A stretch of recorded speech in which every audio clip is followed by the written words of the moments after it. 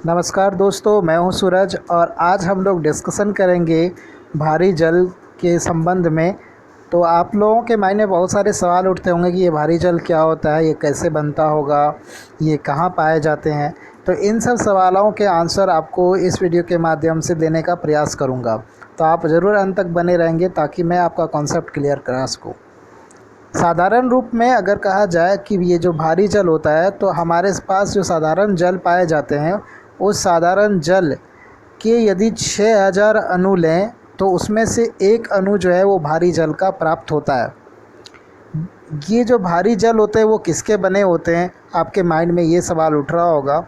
तो हाइड्रोजन के 3 समस्थानिक होते हैं। सबसे पहले यह जान लेते हैं, हाइड्रोजन के 3 समस्थानिक होते हैं और 3 समस्थानिकों में ड्यूटेरियम जो समस्थानिक होते हैं, जिसका सिंबल डी होता है,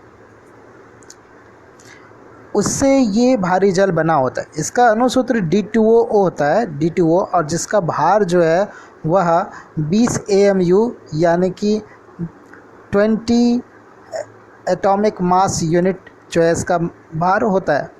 अब इसमें हम लोग जानने का प्रयास करेंगे कि जो भारी जल है वह भारी जल का इस्तेमाल कहाँ पर होता है। तो भारी जल का इस्तेमाल जो है वो मंदक के रूप में परमाणु रिएक्टर में किया जाता है। भारी जल मूल रूप से किसका बना होता है, ये मैंने पहले ही आपको बताया कि भारी जल जो है वह हाइड्रोजन के समस्थानिक से मिलकर के बना होता है, जिसका सामान्य सूत्र D2O होता है। ठीक है। अब ये भारी जल को आप एक साधारण जल से किस प्रकार से अलग करोगे, आपके माइंड में ये सवाल उठ रहा होगा।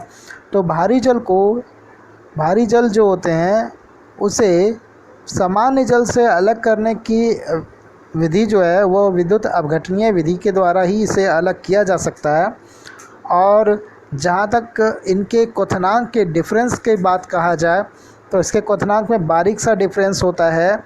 यानी कि साधारण जल 100 डिग्री सेल्सियस पर इसका सेल्सियस होता है, जबकि भारी जल जो होता है उसका क्वथनांक 101.42 डिग्री सेल्सियस होता है।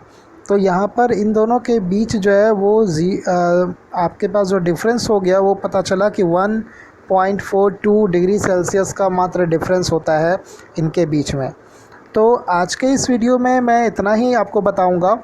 अगले वीडियो में ज़रूर लेकर के आऊँगा इंटरेस्टिंग टॉपिक के साथ में। तब तक के लिए जय हिंद, जय भारत।